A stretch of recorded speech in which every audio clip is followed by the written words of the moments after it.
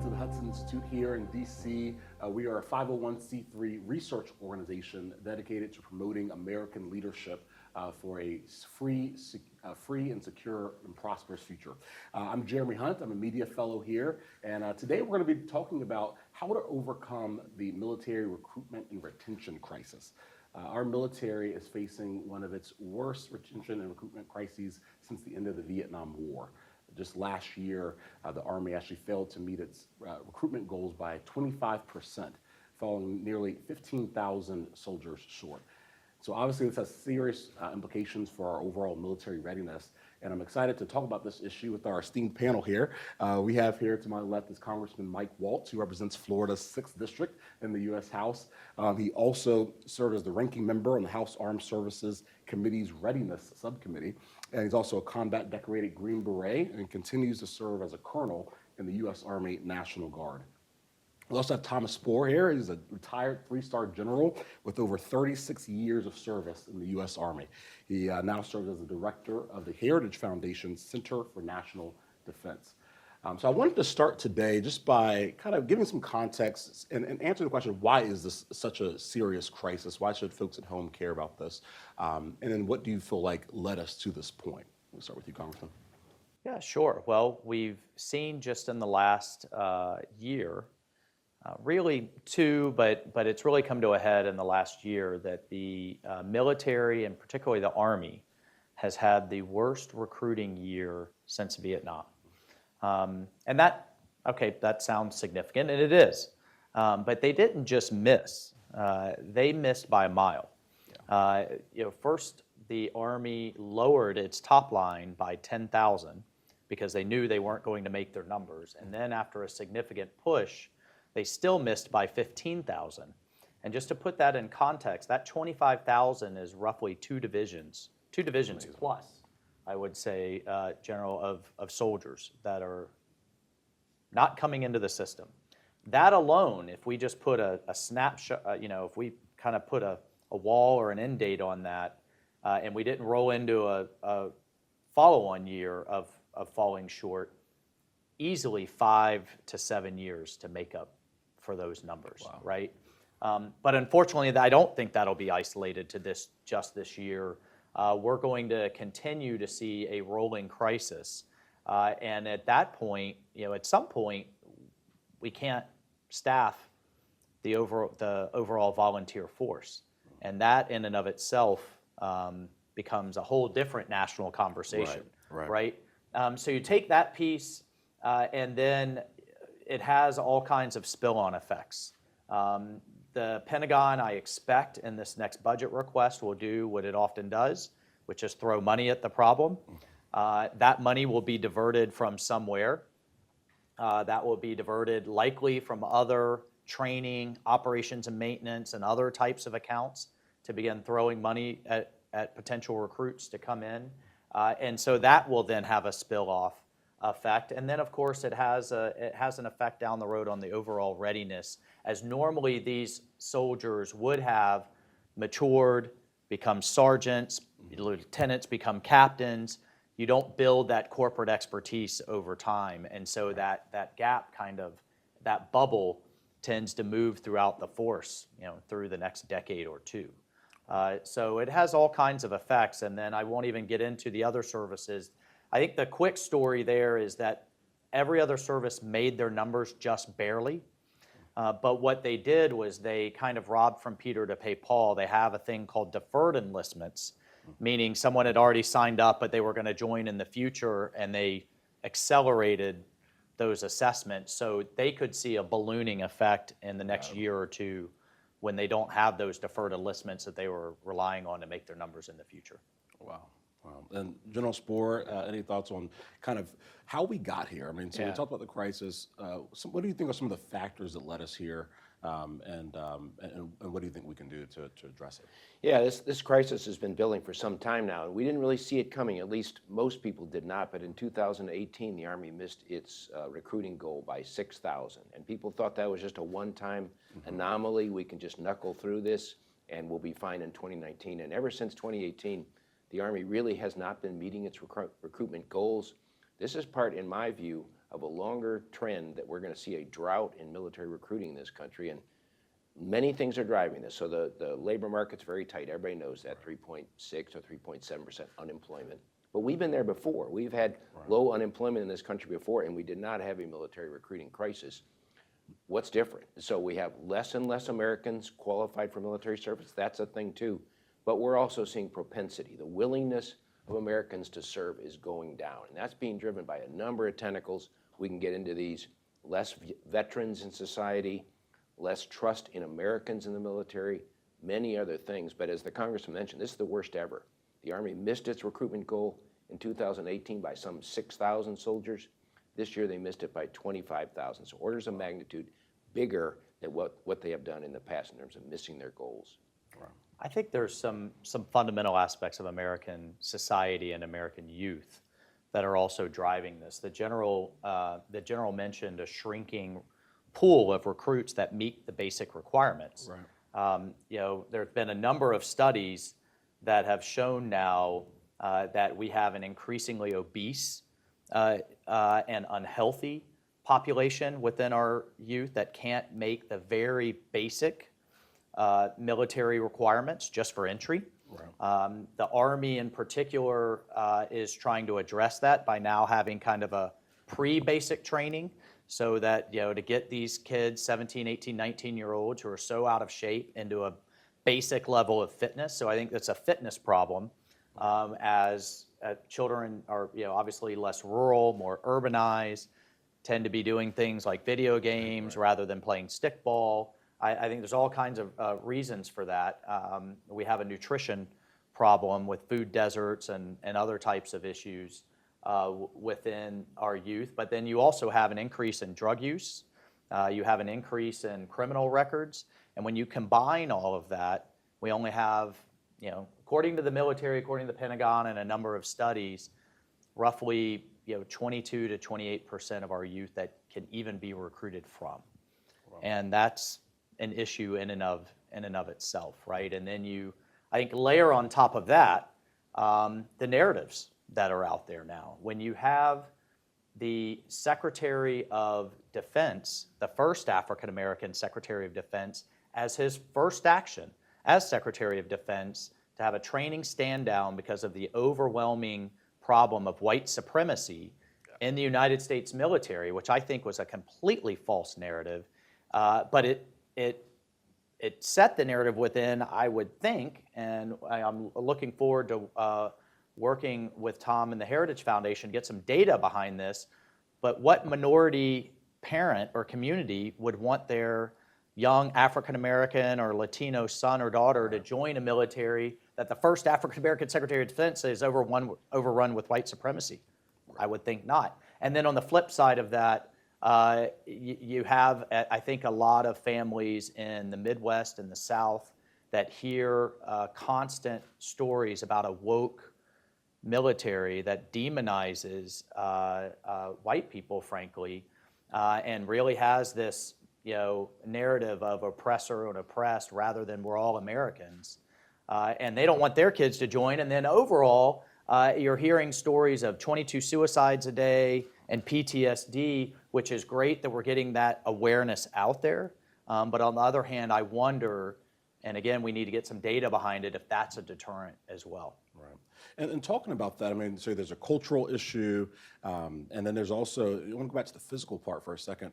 We've seen some services are responding by trying to relax physical fitness standards now, kind of change around the way that they are assessing. Yeah. So obviously the goal there would be to increase the amount of recruits coming in, but that in and of itself might have some issues for our overall readiness if our soldiers are not ready to fight. And so how do we navigate that tension? What are your views on that in terms of physical fitness standards and how? Well, I've often said that the debates that are going on around these culture wars issues need to be set aside. Mm-hmm. They really do. It's a massive distraction from having our military ready to fight and win wars. That doesn't mean we don't teach history.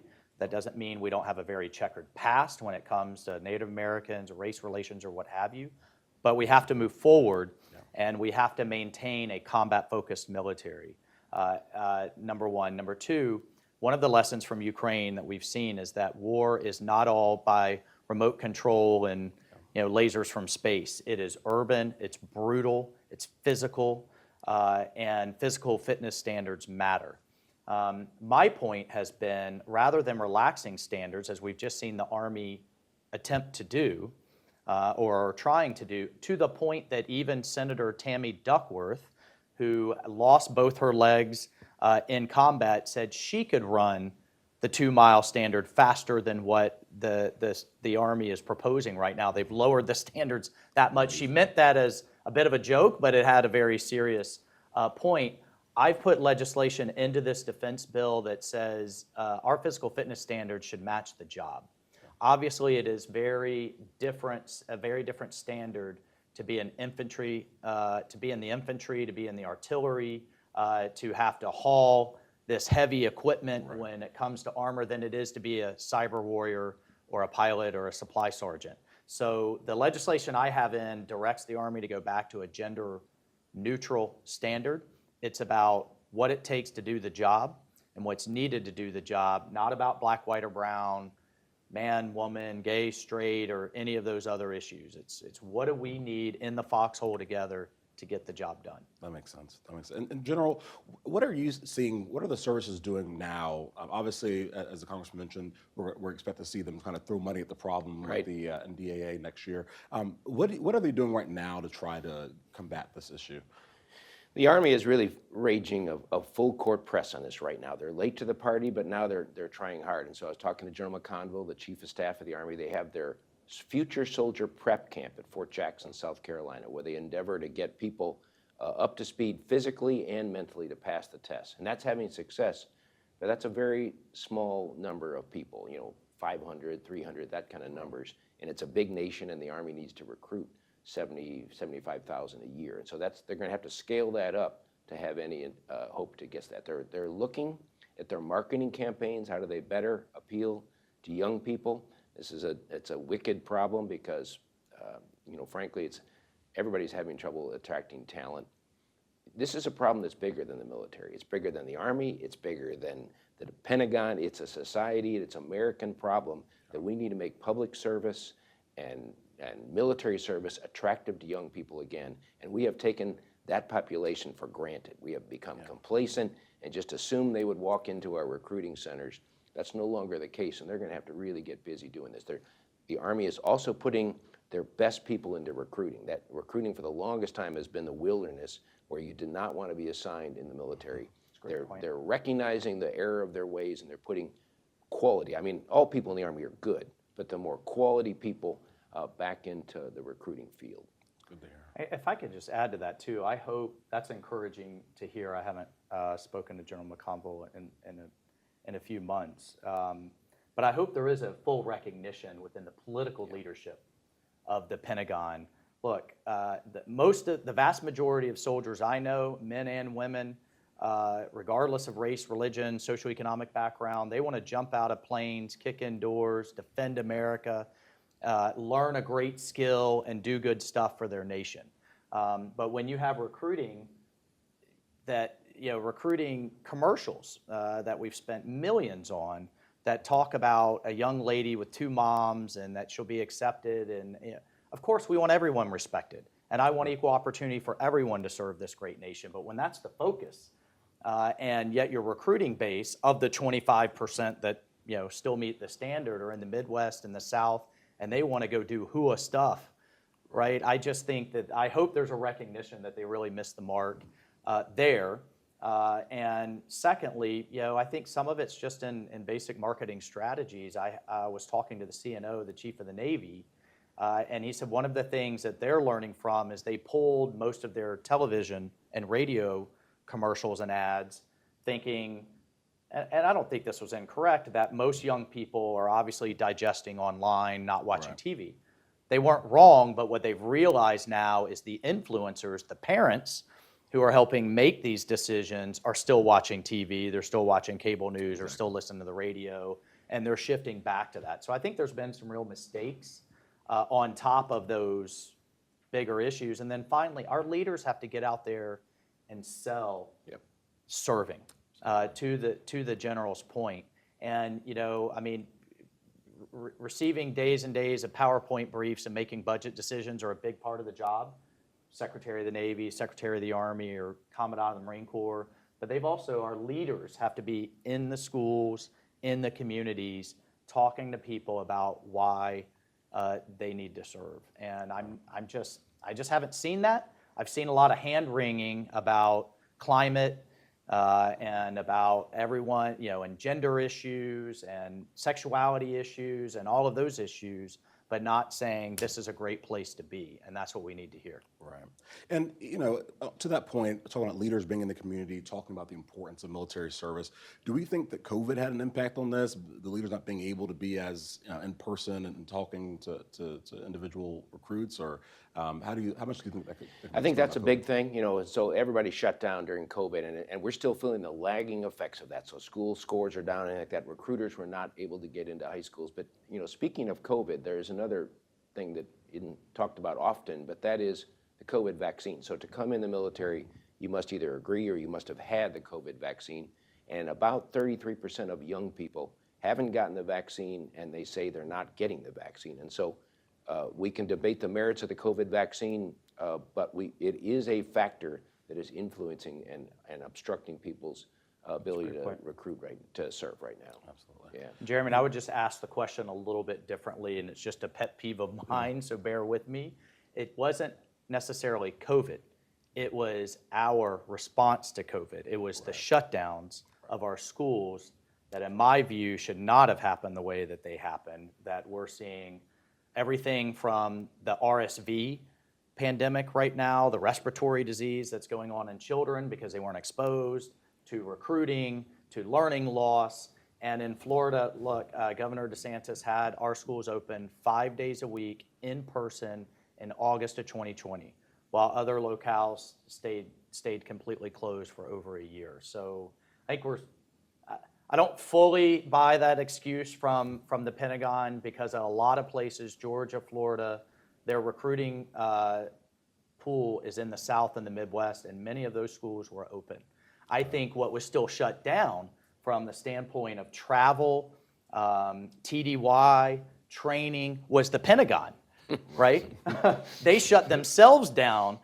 So this excuse, well, we couldn't get in the schools, it was no, you weren't allowing your recruiters to travel. You weren't allowing them to have their moves. You shut yourself down, Pentagon leadership, not necessarily the schools in the South and the Midwest, which were open relatively early.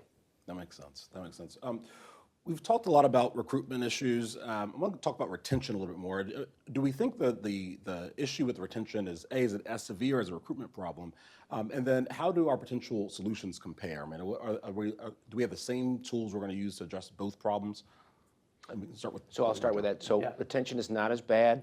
We're starting to see some pain points within the services, but the Army has met its retention goals last year. All the other services did as well. But it's starting to loom as a thing. The good news about retention is these are people that are in the military already, and we just have to convince them to stay. We have many more levers to influence their lives. We can work on compensation, facilities, programs. We can give them bonuses. We can tell them we're going to give them a choice assignment next. And so we have a much greater influence over this population of people already in the service. For society out there in the world, we have very few levers to kind of bring them into the military, to bring them into our threshold. Once they're in, it's much easier to persuade them to stay. And by and large, most people, when they get in, love it and they stay. It's getting them into that point that's proving to be the hard part. And so we can't take retention for granted, but right now it's not bad. Yeah, no, I think that the general nailed it there. We have a much broader menu, or the military and the department have a much broader menu of options, and I think that's where you're going to see the money get thrown at the problem, because you can have a greater return on that investment, whether it's educational benefits, moves, bonuses, retention bonuses, or what have you. I would say that in retention is where we're also seeing the vaccine come into play. So we have, not to pick on the Army, but it is where the crisis is most acute. And we've had the 25,000 shortfall. Again, that's 15,000 plus the 10 where they lowered the number. But the last numbers I've seen, and I'm looking forward to getting new numbers, the Army reserve, guard, and active duty, we're looking at a total of about another 20,000 that they were seeking to discharge over the vaccine mandate. So now we're talking 4 divisions. And I could tell you Florida just came through 2 hurricanes. One in particular was absolutely devastating. I have yet to come across a constituent who said, I didn't want to be rescued because I don't know if that guardsman or Coast Guard men and women or what have you had their vaccine yet. Right? They took all the help they could get. Well, we have over 1,000 just in the Florida National Guard who are facing discharge. And here's the thing that is so frustrating is the Pentagon has them all in limbo, right? They put in a religious exemption. They're not getting word back, although I think that process has been a rubber stamp process and a bit of a sham. If they've just said, I absolutely have issue with it, then they aren't getting paid for their drills. They aren't being sent off to the schools they need to be promoted. So they're kind of in this purgatory where a lot of them are saying, the heck with it, I'll get out. And I think from a optics standpoint, that looks a lot better of, no, we didn't discharge them. They just left. Well, you kind of starved them of their career, right? And I mean, and it's just wrong on so many levels. And final thing, because I know this is just such a controversial issue, I know there are a lot of people out there that say an order's an order. You don't get to pick your shots. I get that. Most of the shots, all of the shots that we take have been around for decades in terms of research, point 1. Point 2, as a leader, you always have to reevaluate your orders. And if it's going to cost us tens of thousands of soldiers in the middle of a recruiting crisis, and the whole predicate was stop the spread, and we've seen now,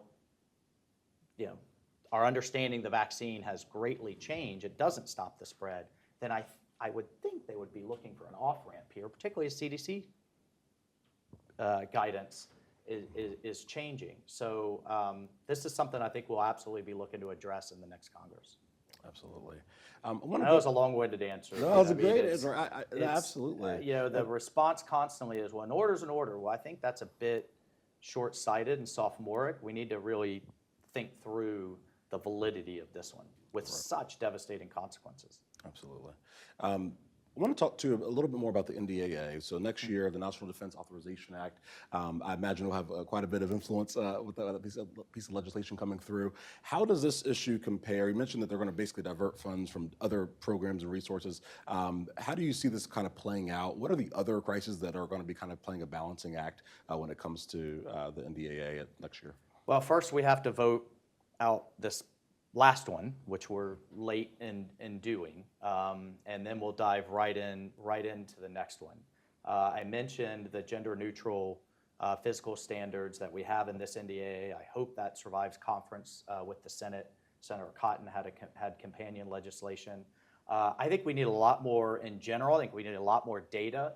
Again, I'm looking forward to working with Tom on a panel on this issue with Heritage and some surveys to understand why are recruits saying no.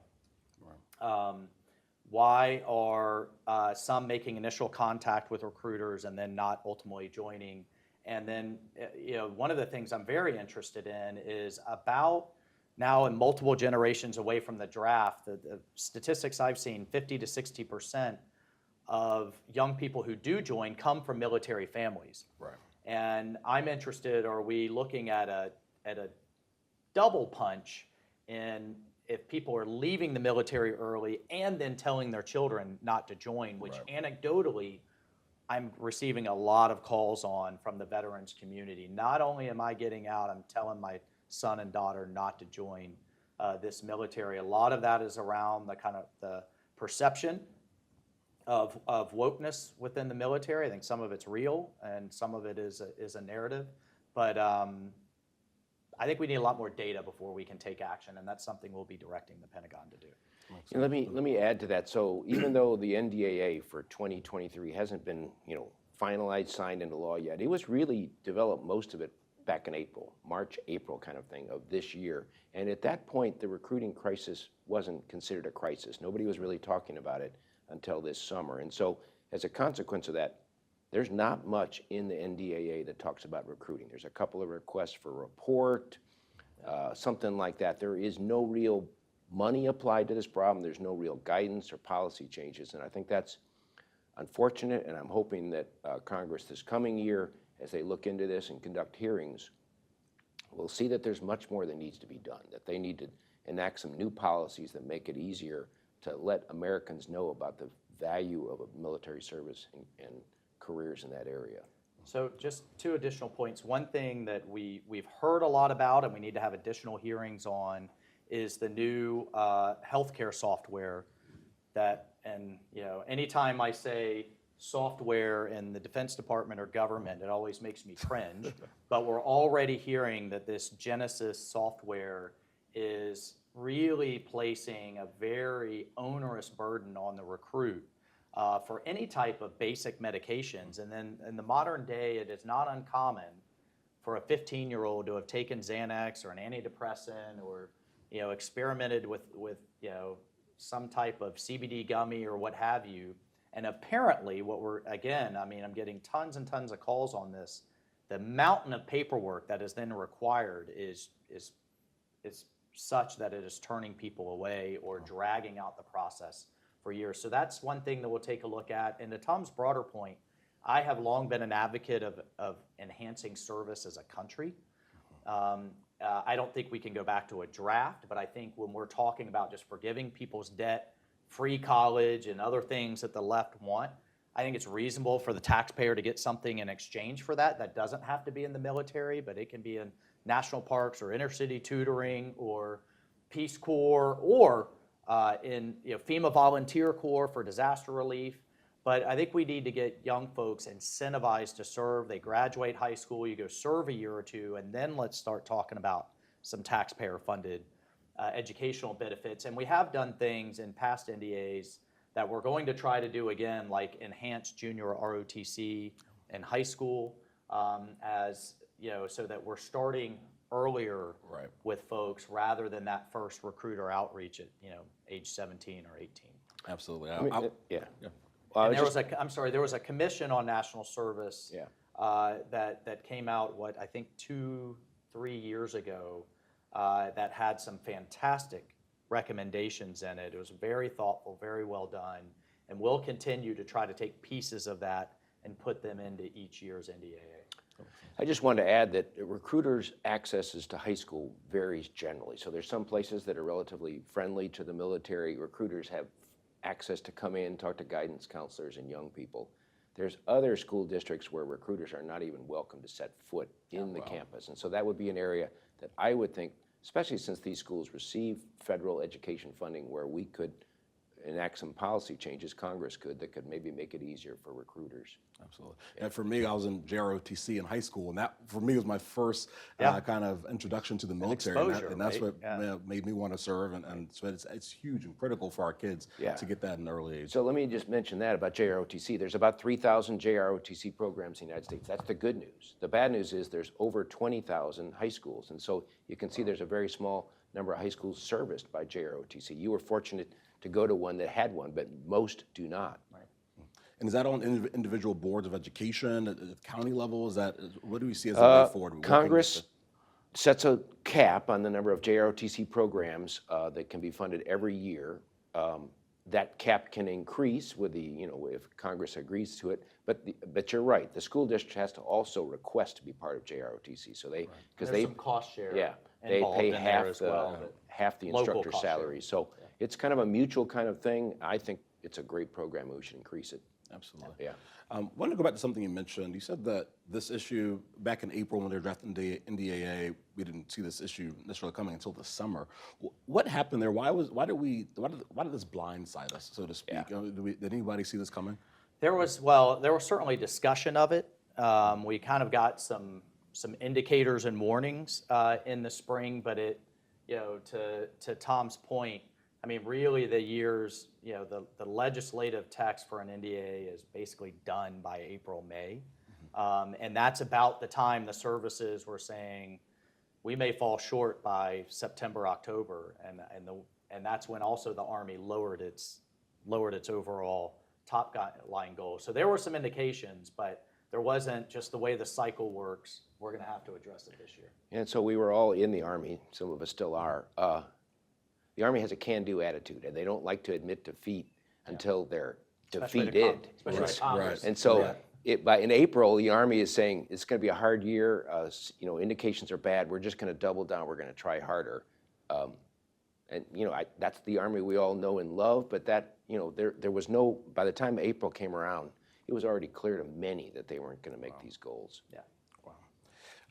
How long do we see this crisis last? I mean, is this something that we can, with the next year's NDAA and some more, us taking it more seriously? Do you think it's something that we're going to get beyond in a couple of years, or is this a long-term problem that you see that's going to plague us for a while? Yes and yes. I think those broader societal issues that we discussed are the longer-term underlying issues of getting young folks back into a mindset of service, appreciating the need to serve, and feeling like there's a benefit to them to serve. But how do we get young folks where they're coming out as a better citizen, learning leadership, teamwork, followership, discipline, and you do it with people that don't look like you. Right? That's exactly right. And I think that is a huge missing point from today's society, where we're in our own little bubbles, getting fed, information through social media and through cable news that only reinforces, our perceptions. And what the great thing about the draft did was that it was a forcing function for all elements of American society. And you got over your biases, or you had a drill sergeant's boot in your rear end to help you out. So that is a longer term. But I think Tom and we've hit on a number of things that the services could do, how they're advertising, leadership out in areas, getting the best of the military into the recruiting force. And the Marine Corps does a better job of that than the other services do. And the overall narrative, I mean, if you're looking, it's just discordant to me to say we need to attract more minorities and women, but then the constant narrative from this political leadership is toxic masculinity and the overwhelming problem of white supremacy. Yet their own study, their own data shows 100 service members out of 2.1 million, that's 0.005%, are actually participating in any form of extremism. So I think all of those things could make the problem better until we could get at those longer term issues. This is going to be a problem until we fix it. So in the past, the military has kind of depended on an economic recession or downturn to say, well, I have no other option, I have to join the military. I don't think that changes. People talk about maybe a recession next year. I don't think that changes this equation. I think this military recruiting crisis is here until we as a society fix it and find the solutions to it. And I want to talk too just about the importance of the all-volunteer force. I mean, we've been able to keep an all-volunteer force since the Vietnam War. Why is that important, and why is that something that we should protect, if we should protect that? Well, I mean, I think the world is seeing right now the performance of basically a conscripted military, and that's the Russian military in Ukraine. That's a military that is not bought in, mind, body, and soul to that effort. They didn't sign up for it. They're being forced and conscripted into it. And you compare that to, I think the number one attribute of the United States military isn't its having the best and most stealthy tanks, planes, and ships. It's its people. It's the most educated, motivated, disciplined force the world has ever seen, and that is a result of a lot of good policy since the 1970s. But it is a constant effort. With the threats that we are facing today, which I think are unprecedented, with a Chinese economy that is starting to eclipse ours in some ways, that is outmatching us in some key areas, plus Russia, plus Iran, plus North Korea, plus a still simmering global terrorism problem. If we can't fix this, as Tom just laid out, then we will have to look at some point at some type of going back to some type of conscription. I know that is very controversial to put out there, but if you look at these trend lines over the next 5 to 7 years with the threat lines that we're facing, either we cede and throw up our hands as a global power, or we fix this problem, or we go to more drastic measures. And there are some countries that have had to go back to conscription. So Sweden, for example, tried the all-volunteer model. They weren't getting enough people, and so they had to go back to conscription. So this is not some intangible, remote possibility. It is a real potential, but that would be a tragedy for America, I think. Countries that depend on conscription can normally only keep them in service for about 2 years or so. And so a soldier or a service member that's only been in 2 years is barely trained, barely experienced. And so to make a Patriot system repair person takes about a year of training. And so you think about that, you'd only have a year of utilization out of them before they'd have to go back to society. And so being able to have volunteers allows us to keep people for 3, 4, 5 years for service, much more experienced, much more competent, and happy and motivated to be what they're doing. Amazing. And I'll just add one, this is near and dear to my heart as a Green Beret, because what we specialize in is training other militaries around the world, allied militaries or guerrilla forces. And the unique thing that we have is our non-commissioned officer corps. And you can't make a great non-commissioned officer in a year. A lot of other militaries try and they fail, and you end up having a lieutenant and basically 30 privates in a platoon. That is our secret sauce, and I think we lose that if we don't solve this problem. Absolutely. The NCO Corps is the backbone of the military. It really is. And when I was a lieutenant, having that platoon sergeant with all that institutional memory that just, is on it and knows all the training, it's key. Yeah. 12, 15, 18 years of getting it done. That's right. right. Yeah, That's right. It's an incredible asset that we can't afford to lose. Absolutely. Well, as we conclude here, I want to, for those watching at home, I wanted to kind of give a couple takeaways. What can everyday citizens do to help combat this crisis? What can we do to encourage military service? Some of those practical things for those at home. So I'll start as you're a parent, and you can talk more favorably about military service. Even if you didn't serve, you can cite examples of that. You can talk to your children about, I'm not saying push them towards the military, but at least don't discourage them towards the military. Right. A lot of times you see people getting discouraged. And so as a parent, you can do that. In your community, you can help. You can put the word out. You can support things that celebrate veterans and veterans events. And so this doesn't require a huge change, but it's a subtle mindset that, when you graduate from high school, going to the military is a noble thing to do versus you must go to college. Nowadays, Americans are living to 80, 85 years of age. There's enough time to graduate from high school, go in the military, and then go to college and do whatever you want to do, and maybe even have a second career after that.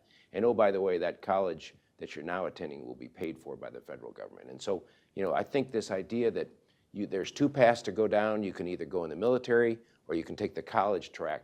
That's no longer valid. You can do it all almost in America, I think. Right. And especially to Tom's point, especially with the reserves and the National Guard component. Right. You really can kind of, in many ways, have your cake and eat it too, where you get a little cash in your pocket, you get some training when you have nothing on your resume. I can't tell you how many, at least employers that I've seen, where you walk in the door with some military service, even at the Reserve or the National Guard, and that immediately conveys all kinds of things that we've been talking about: leadership and discipline and teamwork and those intangibles that so many employers look for. So I've encouraged the business community to, everybody says they support our veterans. Well, the rubber meets the road is hire one, right? And when people see that, then I think that's something that could be positive. And I think our narrative just has to change. The military, in many ways, has been one of the most progressive organizations in American history. With desegregation in the 1940s, decades before the civil rights movement and desegregation really fully kicked in. Going to the value and benefit of a merit-based system where anyone can succeed, and it has been such a pathway out of poverty for so many people, whether a young white kid from Appalachia or a kid from the inner city or anywhere in between. It's been a pathway into the middle class for so many, and a pathway into an educated middle class. And our leaders have got to talk about those benefits. Not to mention, oh, by the way, I have yet to come across a veteran who says, I regret defending this nation. I regret my service. Wish I hadn't have done it. I mean, maybe they only served 2 years, 80 years ago. And you see these veterans still looking back on that time, those relationships, what they learned, and the fact that they gave back as something that they carry with them the rest of their lives. And those are the narratives that we should be putting forward. And then finally, especially for young kids, we as a society have got to look at who our heroes are, right? And who are we putting forward as the heroes we want to emulate? And I know it's a tired catchphrase, but mine wear camouflage, not capes, and that's something that all of us, I think, could do a better job of. Awesome. Well, thank you so much, Congressman, for being here. Sure. Thank you, General Spohr, for your commentary. It's really helpful. And for everyone who joined us at home, we really appreciate you tuning in here. Please check the website for any other events we have coming up on hudson.org, and we'll take care from now.